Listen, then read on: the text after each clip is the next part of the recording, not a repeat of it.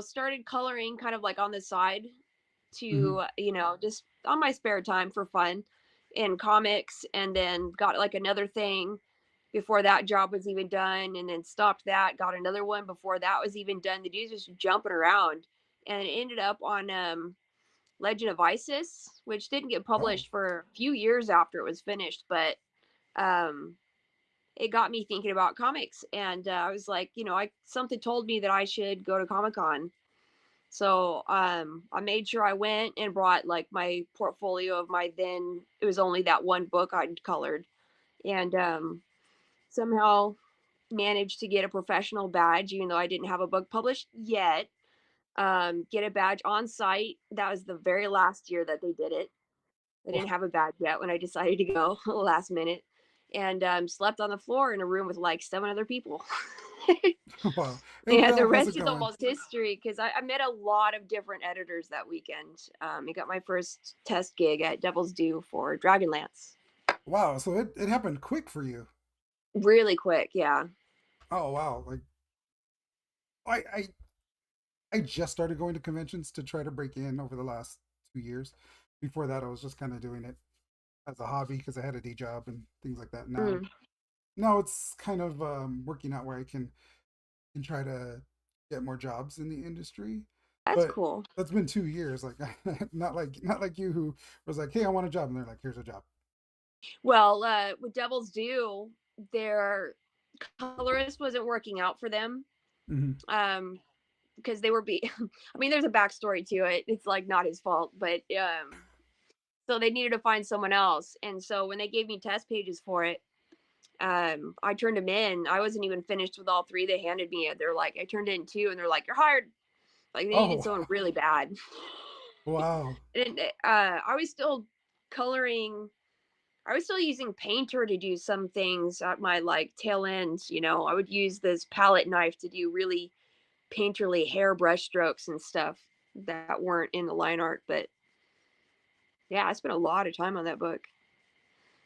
You know what? One of the first pieces that I think I ever saw of yours, you did the cliffhanger jam piece. Oh, nice. Yeah, Yeah, it was that's Campbell. a It good was introduction. wow. Oh yeah, that one. Right. And then after that, I went to go search you out, like to see what you were doing, and I was Mhm. like, where's this person coming? Because it seemed like you came out of nowhere and you were just like work everywhere. Like no Yeah, matter I where I was looked, I working was for a like, lot of people at one time. Yeah. yeah. Around the time I started coloring for Jay Scott, I was working all over the place. Like I actually loved it and prided myself on working for like as many different people at one time as possible. So like I'd go to San Diego Comic Con and have like 3, 4 variants out around the floor at least, if not some other things. And it was pretty cool. How weird is that? As like you It just was broke pretty in. cool. Yeah. Well, it had been like I don't know, I guess a few years at that point, coloring J. Scott and stuff. Oops. Conventions, I met someone that would always be hanging around the Top Cow booth that just happened to be friends with a DC editor that just likes to groom um new coming colorists into being like, big two rock stars essentially, and did a very good job of very good art direction. He was very, very strict. He'd been How did like how really did the very tactful. how did the J. Scott Campbell come about? Because he was such a big name. Oh, yeah. So Zenescope, like Raven Gregory, he would actually get some pretty big names on the Wonderland covers, Hmm. and the majority of them would usually come attached with their own colorist. But he would ask them every time, knowing that I'm just like, like just waiting for these big to color these big names. So like he'd ask everyone, and Scott was the first one that was like, yeah, okay. Oh wow. So like that was the beginning because after that he really loved it, and not that long afterwards I got a call from Marvel saying that he wanted me to color his Wizard of Oz wraparound for them, the Oh number one wraparound that he did. Yeah, and I was like, this is fucking rad. So I yeah. definitely went for it, Yeah, we just developed a work relationship kind of right after that. Yeah, It was really you uh, have the art of G. Scott Campbell, and like it's pretty much all you on the colors for that. And yeah, for a little while it's everything. yeah, each piece is just Yeah, like, oh man. And I'm a fan of G. Scott Campbell, but I did buy that book for the colors because I was nice. starting when I discovered you. I was starting to learn how to color. I hadn't quite Mm. dove headfirst into it yet. I was just like, I don't like the way people color my artwork, so let me learn. And then I found you, and then I found you were doing, I believe it was a Patreon where you were giving Mm. tutorials, Yeah, yep. and Yep. that's what just opened it up for me. You had like Nice. some tutorials, and I was like, that's why their skin so looks so glowy, and all the tips you had on there, it just Yeah, blew me away. puts it all Now, in there. Yeah, I think there's 15 of them total. 15 tutorials. They're not all on Patreon anymore, but periodically I'll re-upload the old ones. But the I think it's more the more recent ones that are up there now. And then they're on Gumroad too. You can get them whenever. well, now I have, well, not right now, but I'm gonna go to Gumroad, Yeah. making a note. Now, so explain your process on how you started. Um, so you get the piece. I'm assuming, do you have a flatter that flats for you? I do have a flatter, yeah. Okay. Yep. Once you get it back for them, how do you go about setting up your page and coloring it? Well, I'll definitely drop in my preferred palette. Like the flatter can oftentimes, use a reference and pick the correct colors, but the value of the color is not dark enough, or it's a little too yellow for me, or just like the whole mood of the page is way off. So like you set the Mm-hmm. mood and get it all ready, and you have a layer with the white removed to your line art set above that, and then when you go to color, you make a new layer above the flats, and you can select the flats in the flat layer and then go and color in the new layer, and make as many new layers as you want, of course. But once everything's sectioned off, you don't have to use so many. Yeah, it really helps keep the file size down. Have you have you ever gotten a piece that's intimidated you? Like you're like, Oh yes, what am I gonna do? there's one that really stands out to me. It was a triptych that Eddie Barrows drew for Blackest Night, JSA, JLA, and some one other. I don't remember what the third one was. Mhm. And it was in full rendered grayscale pencil. And this was a Oh, period where my editor was passing me things to fully render in digital paint, like no line art showing afterwards, oh wow. which is something I haven't done in a long time. And I realized my rate for that is like way more, but I want to start offering that. And it really adds a lot to it, including the intimidation factor. When I first got that piece, I sat on it for like 2 or 3 days. I just couldn't start it because I was very intimidated by it. Yeah. The thought that I had to like go over this was just like boggling my mind when I first got it. I'd never experienced that. I think um, I got one really recently the other day. It's still a little secret, so I'm not going to reveal it. But it's been something that hasn't happened in 7 years, and I was like, so much pressure. But yeah,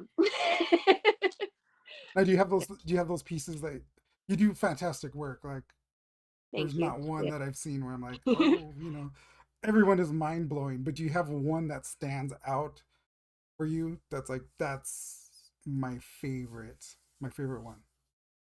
um, it's pretty hard. There is like what is it like the what is it like a jungle girl with a Wolverine? There's a J Scott piece that I did. That's one of my favorites. Um, Oh, they're in the tree, I believe. Yeah, yeah, yeah, Yeah. yeah. There's definitely like Ebass Tinkerbell, the first time they ever put Tinkerbell on a cover. That one's one of my favorite ones.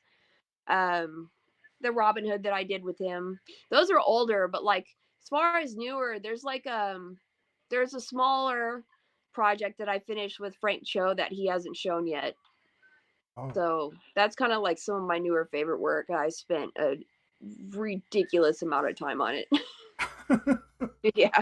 Like, how long does it usually take you to color a full piece? One that's not like super complicated or.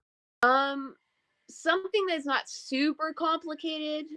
like it's pretty average to finish it in a day. But if I'm Okay. working on a cover, I try to take 2 days Okay. because I'll do like the really important parts on a pinup cover, especially. It's, of course, the hair, the skin, the eyes, and then like background too. Sometimes I start with the background to set all my lighting and stuff up, but um generally after that stage, all of my juice is gone, right? I'm like kind of like Ebas pointed it out one time. It had a tendency to rush the end product. So I started to Mm. recognize when I kind of was doing that and just pull back and then sit back down the next day and give it everything. I'm not worried about it. You were coloring for a long time, and then I noticed you started doing you had a creator owned book Yeah. for a little The while. Secret Life of Crows. Yeah. Yes. Um, was that something you always wanted to do? You wanted to go back into line art? Well, I had a story that I wanted to draw really bad. And one day I got this idea that I was going to draw this one scene from it. And then I went, but if I draw that now, I'm just going to have to redraw it later because I'm not going to like draw it out of sequence. So by the time I get there again, I'm going to have to redraw it because it's going to be terrible. But like, yeah, I decided to just start doing these crow pages. And I had no story and I created it as I drew the pages as it went, page by page, without Raven being involved until pretty much the whole story had been developed. And then he's like, "Can I write it?" And I'm like, Oh, "How do you do that?" He's just like, "Just let me." I was like, "Okay." And what he did is he literally embellished the shit out of it and made it what it is. Because before then, it was just this little quaint thing that was just like this little silent short movie, and mm. only like certain people watch those. But like, yeah, no, it's got a lot more to it. What's the most challenging for you? Um, as a colorist, pages with like as an illustrator, period, I guess. Um, pages that don't let me explore rendering shapes at all, or everything's drawn too tiny because there's like pages with like 6 or more panels on there, like you know pretty much it's like 90% of European stuff, little panels, full backgrounds in every panel. Yeah. This stuff is so very much not my favorite thing to do. It's like raking leaves or something, Yeah. at my desk. Now, when you get work from, let's say, from Marvel DC, when you get Mm. that work, and you could be doing something from Jessica Campbell and Ebaz. When you see those artists, do you take different approaches to each artist because their styles are very different?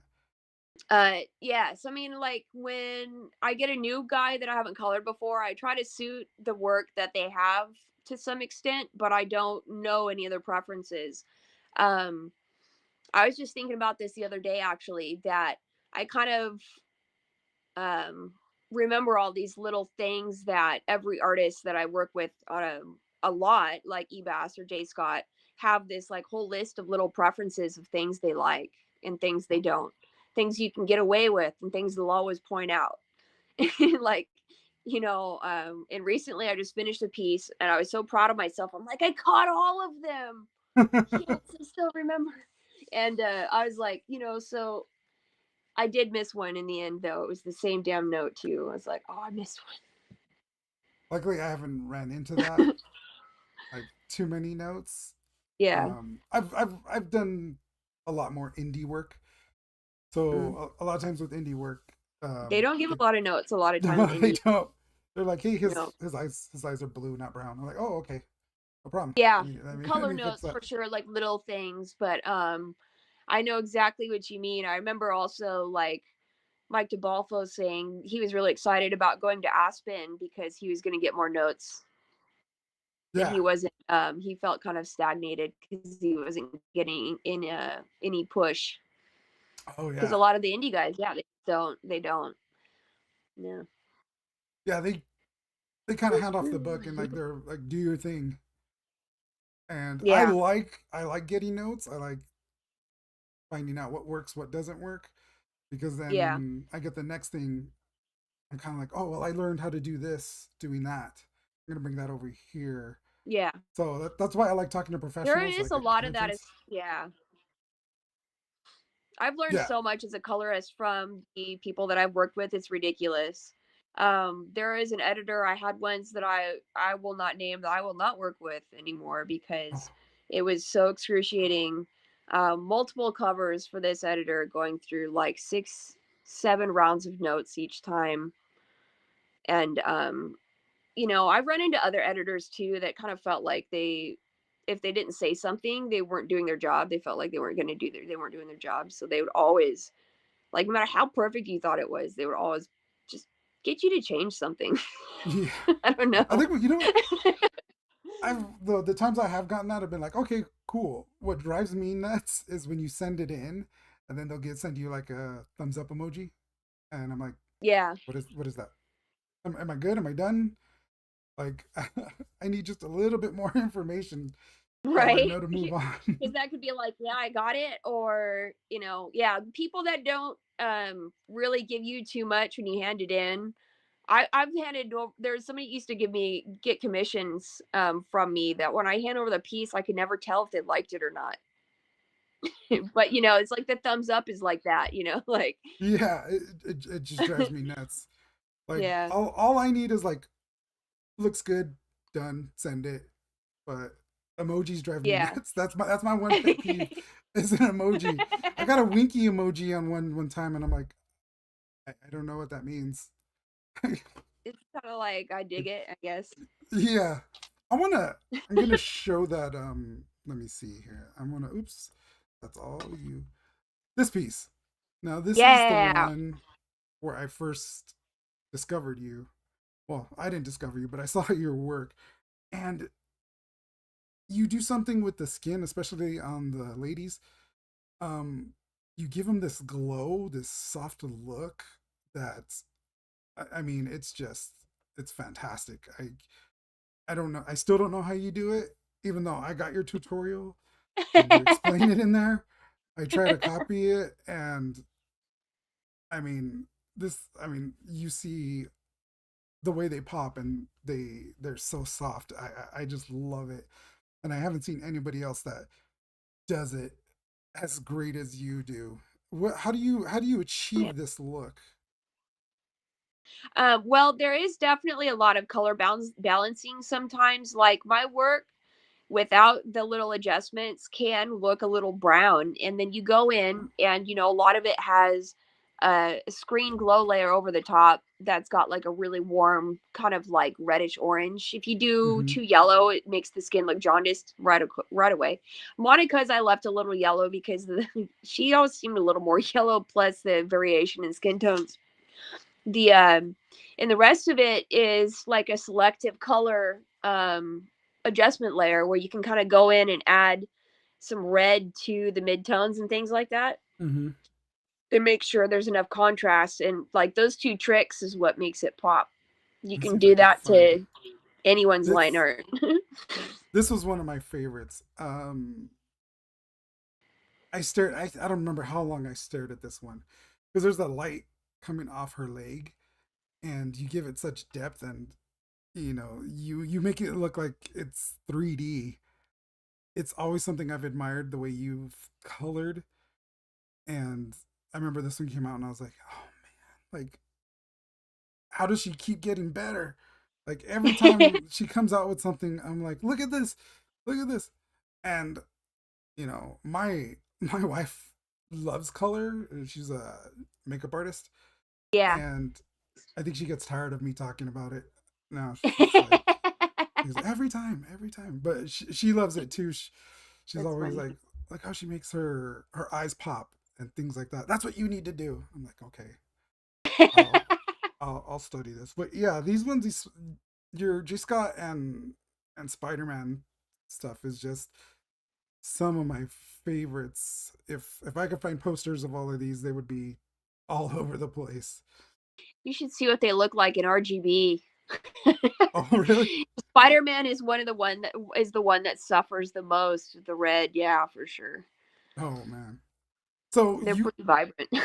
Usually, that's you already been converted, but You color in RGB, right? Because Yeah, with the that's CMYK preview on, so you know what it's gonna look like. yeah. Because if you notice, there's something I don't remember what it was. It's been so long since I tried it, but there is definitely I think it's the screen mode brush that I used to use exclusively in the beginning, Mhm. which is why my work has a certain look in the very beginning. But like, stop it. Right, right. the I think that the layer modes, like not the layer, yeah, the layer mode. Well, layer modes definitely don't work the same, but also the brush modes don't work the same. Yeah, If you have I do a trick CMYK, where I'll grab like say like a lens flare, but the yeah, file's PNG, so the background's black, and then I just set it to screen. That doesn't work in CMYK, only in yeah, that's what I'm RGB. talking about. The layer modes, yeah, Yeah, so I remember when it's somebody told me you have to frustration. color in CMYK, and I was like, I can't do all these little tricks that I do. Yeah, So no, I you had to don't. learn about like values and the K values and things like that to be able to make sure it looks okay Yeah, before right. it went out. Because I was like, I'm gonna have to relearn everything because this is what I've been coloring in. Yeah. And Now the CYK preview is fairly adequate for everything, you know. It's just control Y. who's some of the people like that you love the way they whether they draw or color artistically? I was just admiring Art Germ again yesterday. I remarked on his page too. I was like, I've been following your work for 19 years, and you do not disappoint. It's long before they were in comics, like American Mhm. comics, is what. But Kenneth Rocafort is one of my absolute favorite comic book artists. They color their own work as well. Um, I'm pretty Sorry, big fan of I'm what making my Sabine Rich notes. has been doing Oh, independently too. Sabine Rich is pretty good. Um, like who else? Joe Decall. yeah, Is it Joe? yes. Oh, yeah. Oh, he is phenomenal too. One of I my always find more recent favorites. yeah, there's like when I started, I was just looking at like the mainstream stuff. Like I didn't know, Mm, I didn't know to look anywhere else. Um, yeah. so once you open up your horizons and like see what else is out there, you find so many good colorists. Like I've fallen down a rabbit hole of just I'll find somebody's art and then I'll like who does he like? Who do they like? And then oh, I used to find love so many doing good that on people. DeviantArt. You can still do it to this day, but you go to artists and their favorites, and then when you find Oh, like a really cool artist, you go to their favorites, and then you go to their favorites and their favorites, and oh my gosh, before you know it, you're like crying yeah, because they're so yeah. good. I Oh used to yeah, do it a bunch back in the day. yeah. Oh, I know. There's been plenty of times when Because if I something impresses, once it gets better and better, if something impresses them, it's like, wow, right? yeah, You find some really awesome stuff. Yeah. yeah. It's a better way to sort through all the other stuff that's there too. Nobody's favoriting a bunch of AI stuff that's in the main page. No, they're not. Um. Okay, so I want you had artwork. You were gonna. Oh, the bunny. What's the bunny's name? Otherwise, Aluai. otherwise. Oh, so cute. That's There the first bunny we've had on the show. Plenty of cats. you No go. bunny. Yep. Now you had some artwork you were gonna share with us that Oh you were. yeah. That's. So I've got a few color pieces. So my Oops, hold on 1 second. Let me get rid of this. Oh wow, there we go. oh Oh wow, that's incredible. That's is that traditional or is that? no, it's digital. Oh okay. I can't see. Oh my gosh, Yeah. that is Mm, fantastic. get up there. Some of my Oh wow. more recent ones, although it's still kind of old now.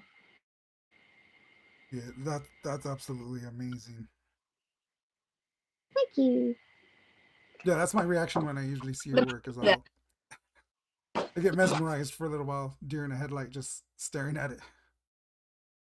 This one's all bent up, so that's the only reason it was in here. But it's Oh wow! You know, that's I think that's one of the hardest things to do that you've done right there is like you'll pick the one color, that blue, and yeah. just I do not have a grasp of that. I've tried it. I'm practicing it. I struggle with that so much because I'm having trouble drawing the eye to like the characters with all just that one color. So Well, it's the trick to that is to add warmth there, and so like you go from a more violet blue to a more blue green, and where that blue green is, oh, that's where you're gonna go.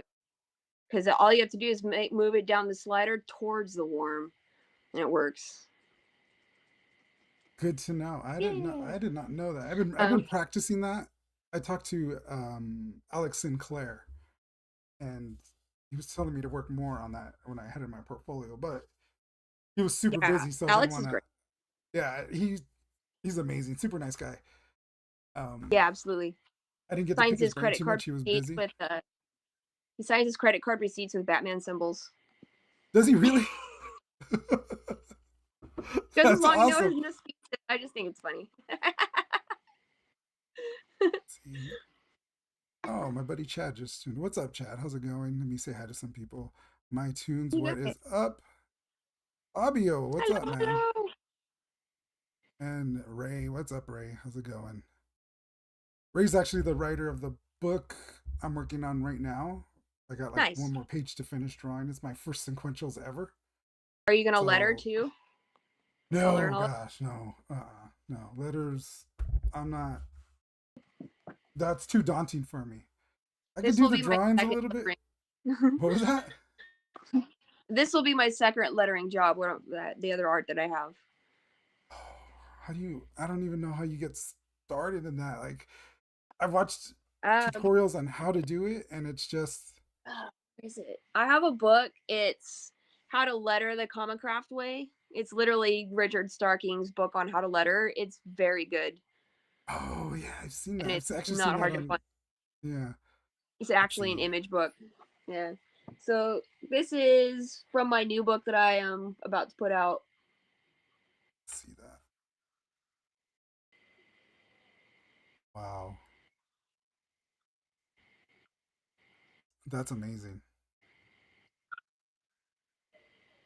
Okay, so here's something I've started to discover now that I've started coloring. Do you sometimes, as you're working, you're like, I'm gonna do that piece with color. I'm not gonna sit here adding all this detail. I'm gonna do something cool with color. Or do you fully render out the page and then you just figure all that out later? I've been trying to get my pencils as detailed and kind of like maybe as lush as possible. Like I started using like lighter leads to actually add a little bit of shading as well. Oh, Um it makes the coloring process a little easier for sure. You know, it kind of already adds a little bit in there. You don't have to add quite as much. The pencil, like, you know, that you color hold, it does a little bit of the work for you. yeah. You've already done the work technically shading it, but um, yeah, no, I mean, I definitely have left a lot for my colors in the past, especially with my sequentials. Yeah, I don't do like really detailed figure work if they're not very big. Keep it pretty simple. Yeah, Fabio says, I remember some of the covers NeI colored for Big Dog Ink when I was on my run on Ursa? Some mining? Oh yeah, Always Ursa top Minor. Yeah, quality. Yeah. nice. Yeah, I did a lot of Ursa for a while. I did drew some covers for it too. But yeah, that was a fun one. Have The vampire you, and have werebears. they ever asked for just your line art and somebody else is going to color it? Um, yeah. Well, the last time that happened was Dynamite offered me to draw a 6-page Red Sonja, but they Oh. didn't want to afford my coloring rate, so they had this studio color the whole anthology. Mhm. And I got like I'm pretty certain I got the new guy. They give like Phil Noto and these other guys, like the guys that knew what they were doing more. And that pretty much made me vow that I would never let somebody else ever touch it again, because sometimes I do need a little bit of love in my sequentials, especially, and somebody that's not going to do it just made me look like shit. Yeah, So yeah. I do have a very intense curiosity to work with some of the colorists that I'm starting to see that I've been following and watch, kind of enter the industry and really up their game. Mhm. There's definitely people I would trust with my work that I know now, but in general, if I don't know them, just like here, see what they can do, I'm probably not going to be all too into that. Yeah, I know from, well, for me personally, like I was getting cover work for a little while, and Mm. then I would see it colored, and I'd be like, "Oh, what did you do?" So I would start to be like, "Hey, I'll give you this rate if you let me color it as well," because Yeah. there's a lot of things I'm like, "I'll just do that with color." Like, I don't feel like drawing all of that. I could do that with color, and you won't know. Yeah, see, I went the other way. Like, I started coloring, and then when I started penciling too, I added on just a little more for pencils. You'd go the other way, I suppose. You would add just a little more for colors because you started penciling, Yeah, I right? was trying to break in as a penciler, and then when I Yeah, went digital, um, I was able to have cleaner lines, and I didn't care for the guys that were coloring it. There was just something yeah. seemed off, and it's like, oh, I'm gonna learn how to color. Let me learn. It is not as easy as just saying I'm gonna learn how to color. Mm, Like there was so exactly much right. to learn. I don't think people realized how difficult coloring is. They're just like, I'm gonna color my artwork because that was me. And then I colored my first piece, and I was like, this is awful. This is Well, when most really people bad. are wanting, I'm going to color my work, and they sit down to even digitally color their work, it's essentially what you'd sit down and do with colored pencils versus what digital coloring actually is more like painting. Yeah, Depending on your style, of course. There's some pretty simple, like really classic. You still see some pretty flat work. Really uh, on purpose, not like they suck at coloring or anything, but yeah. Hey, flat styles. Dorian. Let's see. Chad says, "That's me with inking. I'm picky when it comes to inks my pencils." Oh yeah, Chad's a buddy of mine. He's got really cool line art, but nice. he's got this like kind of a scratchy style to him that's really cool. I would never try to ink it because I wouldn't be able to. It would be all over Yeah, the place. It would look bad. yeah. Um, I probably been wanting to up my inking skills. Been feeling that my originals could do a lot better if I had them inked.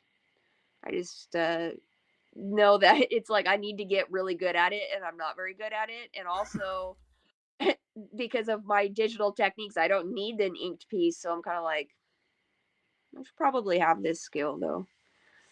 for me, Yeah. it was so I would draw it in pencil because I used to work traditionally, and then I would try to ink it, and I felt I was messing it up with my inks.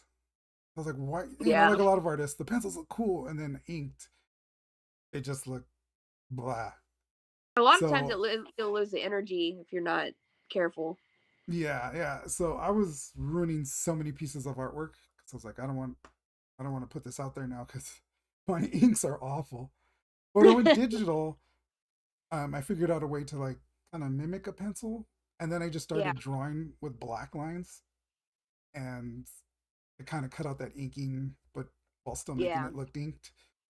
And that's been working for me. I love it, and I'm doing my first whole book like that, and so far so good. I got lucky though because I asked him Yeah. who's coloring this book, and he said, "Oh, Dan Kemp." And I was like, "Oh, I know Dan Kemp. He's a super nice guy. I like him." Yeah. Yeah. And then Dan did a post of Spawn cover he colored because he colored Spawn from 50 to 150, I believe. And then it dawned on me who he was. Like I was just like, he's a nice guy. I talked to him online, and then it was like Dan Kemp that colored Spawn and Spider Man is going to be coloring my work, and I was like, oh no, he's going to be like, your art's so crappy, and I'm having to color it. There was that for a little bit. You'll know whether or not the colorist actually thinks that is you'll get their like B game for sure. Yeah, Um it's really hard to sit down and see art that and in fact it's actually what made me want to start drawing comics and gave me the confidence to is I was seeing comic covers, I was coloring covers to be published that I could definitely do just as well. I was Hmm. like not saying I'm not better than this, I'm saying I could do this, I could do this. And so I did, but like it's definitely really hard to give your A game when you're like, why did they draw it like that? Or like Yeah. you go to render everything and then you get to like the wrinkles in the sleeve or something and they're going the whole everything the wrong direction and you're like, Hmm. oh, just put a wrench in everything. Bobby says a bad inker and a bad colors can transform Mona Lisa into Mumra. That's that's so true. Yeah, that is Um. true. Okay. So I want to get into your coloring a little bit more, so I could Sure. pick your brain and steal how you do it. Um. You got your piece. I touched on this earlier. You got your piece from your flatter. You got your colors all set up. Does it depend on, like, okay, you got a superhero book or you've done your like Beyond Wonderland? Does it matter how you color those? The tone, the palette you're gonna use or is it just I know Well, what I'm just doing at like this point? yeah, well, I mean, just like we were talking earlier about individual artists having their preferences, companies have their own preferences. DC, I found out in an unfortunate turn of events, they actually prefer much flatter, simpler work. Oh, So like I turned in work out 18 pages in one day and turned it in and got the more praise on that than I had on pages I spent 3 times, 4 times, 5 times as long on. Um, but generally, like indie publishers, you turn in work and pretty much do whatever you want. And eventually they'll learn that you can't do it too dark. It's just the problem I had early on. Um, mm-hmm. but other than, like, yeah, I guess you could say that there is definitely, you'd get away with more color holds at Marvel probably than you can at DC, things like that. I don't know about anything too specific, but it's pretty similar across the board, you know. So what would you recommend for a colorist that's just starting? Um, and they get, let's say they get their first big gig with one of the bigger companies. The more questions, the better for them to ask prior to coloring, or just color it and then see where they point you, what direction they want you to go in. Well, the script that you get, if it doesn't have details like time of day, stuff like that, you definitely want to find out. Um, Especially if the line art doesn't apply it as well. Like sometimes it doesn't matter as much, but sometimes it really does. And having to switch your lighting from night to day or vice versa really isn't fun. Um, at all. Especially you go to color something and you put all these bounce lights in there, all this reflective lighting from something that's a certain color, and then they go, "Oh, it's a different color," and you're like, "There's no simple fix Has it for ever happened where, that." like, Unless you where your artist says, was "Oh, that this is how I envision it," and then you turn it into the editor, and now the editor's like, "No, that's that's not what we wanted," and now you have to change it. yes, actually, that's happened a couple times. When pretty sure that's happened with eBass a couple times. We turn something in and they're like totally change it, and it's like, oh man, I've had I've gotten pages all the way through the coloring stage before and then had DC go, we need something different. Like I had to completely erase all the inked lines for this thing that had been drawn and then like reinvent something else to go there and put it there and fill in all the Oh, gaps from all the erased line art. Like and do it on like two more page three, there was like three, no, 4 pages total. It was like a spread and then two other pages, but that's not usual colorist work. yeah. I've gotten work where they're like, "You're gonna need to do all this major cleanup of stuff like that, and this and that," and I'm like, "No, I'm just gonna color it. I mean, if you wanna pay me a little bit more and give me an extra day, I'm not gonna say no to that, but you Yeah, know." I started doing that with Zenoscope years ago. I'd get pieces that were not clean enough, and it would just irritate me to the point where I would go in and spend like 2 hours darkening the lines, filling in the blacks so it didn't look like any of the pencil, it didn't look Hmm. like no white dots showing through the spotted blacks, things like that. Yeah. Made a dramatic difference, and I couldn't focus on a finished page unless it had been done pretty much after I started doing it. It's something that I would probably want to charge for now, though, for sure. Oh, you didn't charge for it before? I never charged for it. Oh, No, wow. no. Wow. Okay, so colorists, younger guys wanting to break into the industry, what are the things you would tell them to learn? What's the most important thing to know as a colorist to be in the comic book Um, industry? Color value, like values and color theory are two of the most important things. How to direct focus with warm and cool colors. Hmm. Also, how to um, kind of say like I don't know, make sure that what you're coloring still looks like the final piece when you started, kind of, like new colors have a tendency to render things into corners where it doesn't look like it did when they got it, and then the Hmm. people getting it back will be like, why does she look like, like the face is different, or like, why does her nose look like that, or like, and you'll get a note back sometimes, but it's not the best reaction that you want. So, like common notes are like not putting too many lines or too many details on females' faces, things like that. That have a Do you have a tendency to just really go nuts, and um, the general across the board preference is, you know, that's one of those things. Is definitely, but between the book and between the publisher, it can really change as Oh, far really? as yeah, like there's a lot of books they want something more simple, and then they want something they want dark, sometimes they want minimal color palette, sometimes they want things real vibrant. So you got to get a feel too and be able to adapt. So you having a few different palettes that you can work in regularly really help. Getting some palettes down really helps.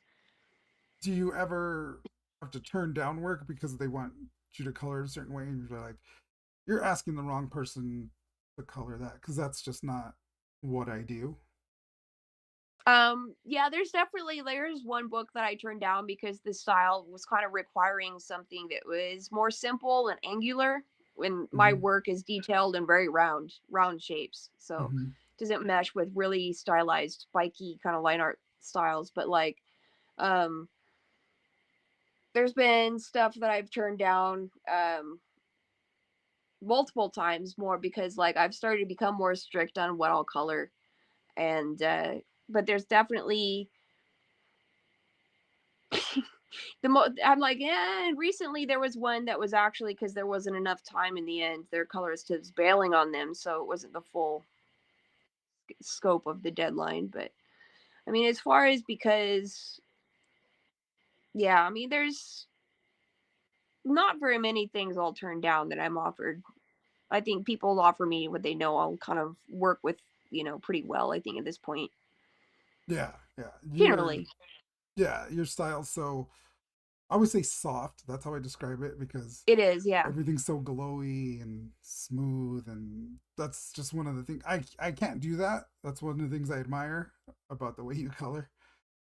I tend to Well, use. vibrant work and really tight colors come from a lot of practice. Like I remember looking at like Steve Furkow's work when I first Mhm. got in, just being like, man, I can't believe how slick and clean that all looks. Why can't I get my work to look like that? And then I Yeah. remember just a number of years later, like 7 or something years later, I'm looking at my work and I'm like, compared it to my older work that looked sloppy in comparison. And I'm just like, I guess I'm there. Like it's from hours and hours and hours of doing the repetitive things. Is there a It'll come. piece that always comes back to haunt you that you see it all the time and you just can't get away from it and you're like, oh, I should have done this, that differently? um, No, there's sometimes like a publisher, I'll have a banner of like an older piece, so I have to sit next to it 8 feet tall. and that'll do it. But um, it's not like I don't like the piece anymore. It's just after so many years pass, I'll sit next to it and just be like, why Hey, did can I? we get something else? How did I not spend more time on that? Or like, like, yeah, I'm trying to figure out the little bugs. What's the one question as a colorist that you get asked the most? Besides, what brush do you use? And it's like the default round one. Yeah, yeah. I always get asked that, and I'm like, it's just a soft round brush. What do you Yeah. use for this? Soft round brush. Yeah. I use actually I've gotten a lot better at using the hard brush a lot more with the flow settings turned on, so you have to push really hard to get the full opacity that you have it set at. It makes your work incredibly softer, incredibly cleaner, like immediately. It doesn't do the little condom tip thing anymore. Oh yeah, Yeah, it that's why I don't stops. use it. It stops it. It's great. Yeah. Oh, man. Well, we're getting close to the end, and first off, thank you for coming on Yeah, because this has no been problem. amazing. Just being able to meet, not only meet you, but to talk about your work. I'm blown away by everything you do. I'm a huge fan. But let everybody know where what you have coming out. If you have any shows coming up, they could meet you at. Bug you the way I'm bugging you here. As far as projects right now, I'm working on Critter 25 for Big Dog Inc. And there's some various things in there kind of thrown in. I've been doing a lot of pieces randomly for different people. Like I said, there's one that I did really recently that's kind of still secret and it's pretty cool. I did what am I thinking? I did some cool, like I did a piece with Ali Garza recently. I did another Jay Anacleto. It's a lot of Zenoscope stuff, I think mostly, besides the Big Dog Ink pages. There's a couple Big Dog Ink covers in there too. I've been very busy with the covers. Yeah, you Yeah, always have work yeah, coming out, and I'm yeah. happy about that. It, all the time, hopefully. Yeah. The the page that I showed earlier from Secret Life of Crows, I have to, um, I'm kind of like in writing, what do you call, like notes, rounds of notes and back and forth and things with Raven right now. And then I have to letter it and then it'll be done. All the art is completely I finished. don't I don't I don't know how you do all of that. I could barely draw in color. One step at a Adding time and little lettering. by little. Yeah, Yeah, it's well, it's it's that balance that I struggle with. I always say, I've been drawing and coloring my own pages, but and Raven, of course, hands his thing to me, and then I work with him, and all that's done. But then having to find a letterer at the end of the day, when the book is all done, and like my deadline for my show to get it printed is like right around the corner, and I can't get them to email me back, and then like the printer's like, "Hey, can you get this?" And I'm like, he won't respond. Yeah, so like to fix that, that's why I learned to letter. Yeah, it helps. Well, Nia, I want to thank you for coming on. It was an Thank you for absolute having me. pleasure. Um, like I said, I'm a fan back then, fan now, I'll be a fan in the future. So thank you for coming on. This Yeah, was no a problem. blast. And, Thank you. hopefully one day I'll be able to see you at a con and come up to you and Oh say yeah, hi. cons. I have one in Ozstravaganza up in New York, and then that's in June. Corpus Christi, one in July. Those are my upcoming. Yeah. You do commissions and stuff like that at shows, or I do just sign, commissions at shows. Yeah, absolutely. get Yeah, some of our artwork because it's fantastic, and yes, do like commissions. it, it makes me have to step up my game because I want to be just half as good as you, and I'd be happy. All right, It'll happen. There you go. forever. Oh, sorry. I said it'll happen. Thanks. All right, that's going to be the end of the show for us, you guys. Thank you for tuning in. I want to thank my guest, NeI Ruffino. It's been a blast. Make sure you guys tune in next week. I'll have another guest that I'll be announcing during the week. And until then, have a great weekend, and we'll see you all next week. Have a good one, everyone.